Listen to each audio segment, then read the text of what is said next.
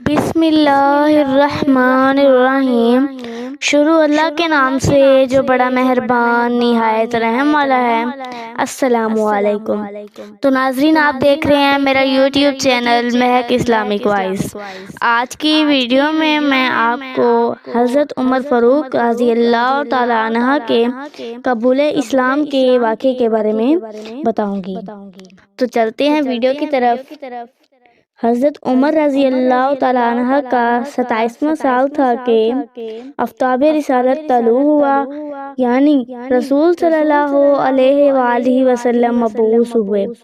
حضرت عمر رضی اللہ تعالیٰ عنہ کے گھرانے میں زید کی وجہ سے توحید کی آواز نامانوس رہی تھی، چنانچہ سب سے پہلے زید کے بیٹے سعید رضی اللہ تعالیٰ عنہ اسلام لائے۔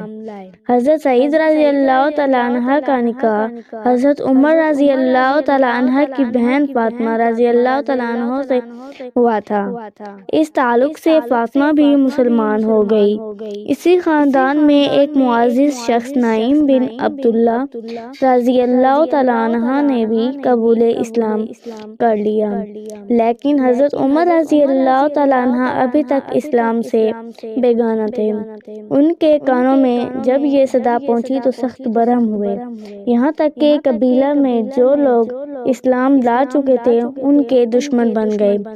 لبینہ رضی اللہ تعالیٰ عنہ ان کے خاندان کی کنیز تھی، جس نے اسلام قبول کر لیا تھا۔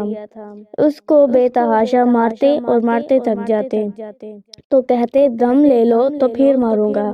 وہ نہایت استقلال سے جواب دیتی کہ اگر تم اسلام نہ لاؤ گے تو خدا اس کا انتقام دے گا۔ لبینہ رضی اللہ تعالیٰ عنہ کے سوا اور جس پر قابو چلتا زیادہ کوب سے درخیز نہ کرتے تھے۔ اسی طرح حضرت زنیرہ رضی اللہ تعالیٰ عنہ حضرت عمر رضی اللہ تعالیٰ عنہ کے گھرانے کی کنیز تھی، اور اس وجہ سے حضرت عمر رضی اللہ تعالیٰ عنہ کو جی کھول کر ستاتے۔ جب ان کے چچا زاد بھائی سعید بن زید اسلام لائے تو حضرت عمر نے ان کو رسیوں سے باندھ دیا، لیکن اسلام کا نشہ ایسا تھا کہ جس کو چڑھ جاتا اترتا نہ تھا۔ چونکہ قریش کے سربراہ آوردہ اشخاص میں ابو جہل اور حضرت عمر اسلام اور حضرت صلی اللہ علیہ وآلہ وسلم کی دشمنی میں سب سے زیادہ سرگرم تھے، اس لیے دوسرے حربے ان پر کامیاب نہ ہوئے۔ تو حضرت صلی اللہ علیہ وآلہ وسلم نے ان سب سے کارگر حربہ ان کو مقابلے میں استعمال کیا، جس کے وار کی کوئی روک نہیں ہو سکتی تھی۔ اس لیے حضرت صلی اللہ علیہ وآلہ وسلم نے خصوصیات کے ساتھ انہی دنوں کے لیے اسلام کی دعا فرمائی، خدایا اسلام کو ابو جہل یا عمر بن الخطاب سے معزز کر۔ مگر یہ دولت تو قسم ازل سے حضرت عمر رضی اللہ تعالیٰ عنہ کی قسمت میں لکھ دی تھی، ابو جہل کے حصے میں کیوں کر آتی۔ اس سے دعائے مستجاب کا اثر یہ ہوا کہ کچھ دنوں کے بعد اسلام کا سب سے بڑا دشمن اس کا سب سے بڑا دوست اور سب سے بڑا جان نثار بن گیا، یعنی حضرت عمر رضی اللہ تعالیٰ عنہ کا دامن دولت ایمان سے بھر گیا۔ طریق و سیر کی کتابوں میں حضرت عمر رضی اللہ تعالیٰ عنہ کی تفصیلات اسلام میں اختلاف ہے۔ ایک مشہور واقعہ جس کو عام طور پر ارباب سیر لکھتے ہیں یہ ہے کہ جب حضرت عمر اپنی انتہائی سختیوں کے باوجود ایک شخص کو بھی اسلام سے بدل دیں نہ کر سکیں تو آخر کار مجبور ہو کر خود حضرت صلی اللہ علیہ وآلہ وسلم کے قتل کا ارادہ کیا اور تلوار کمر سے لگا کر سیدھے رسول صلی اللہ علیہ وآلہ وسلم کی طرف چلے۔ راہ میں ان کی تلوار دیکھ کر پوچھا خیر تو ہے؟ بولے محمد صلی اللہ علیہ وآلہ وسلم کا فیصلہ کرنے جاتا ہوں۔ انہوں نے کہا پہلے اپنے گھر کی تو خبر لو، خود تمہاری بہن اور بہنوئی اسلام لا چکے ہیں۔ فوراً پلٹے اور بہن کے یہاں پہنچے۔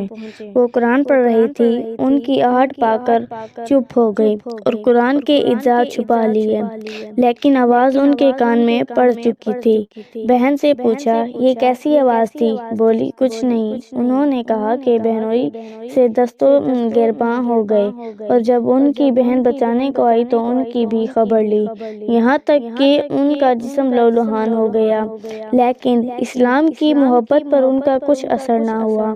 بولی عمر جو بن آئے کر لو، لیکن اسلام اب دل سے نہیں نکل سکتا۔ ان الفاظ نے حضرت عمر رضی اللہ تعالیٰ عنہ کے دل پر اثر کیا۔ بہن کی طرف محبت کی نگاہ سے دیکھا، ان کے جسم سے خون جاری تھا۔ اسے دیکھ کر اور بھی نکت ہوئی۔ فرمایا تم لوگ جو پڑھ رہے تھے مجھے بھی سناؤ۔ فاطمہ رضی اللہ تعالیٰ عنہ نے قرآن کے اعجاز سامنے لا کر رکھ دیے۔ اٹھا کر دیکھا تو یہ سورہ تھی۔ زمین و آسمان میں جو کچھ ہے سب خدا کی تسبیح پڑھتے ہیں، وہ غالب اور حکمت والا ہے۔ ایک ایک لفظ پڑھ ان کا دل مرعوب ہوتا جاتا تھا، یہاں تک کہ جب اس آیات پر پہنچے خدا اور اس کے رسول پر ایمان لاؤ تو بے اختیار پکار اٹھے۔ یہ وہ زمانہ تھا جب رسول صلی اللہ علیہ وآلہ وسلم ارقم کے مکان پر جو کوہ صفا کے نیچے واقع تھا پناہ گزار رہے تھے۔ حضرت جب اس آیت پر پہنچے تو بے اختیار لا الہ الا اللہ پکار اٹھے اور در اقدس پر حاضر کی درخواست کی۔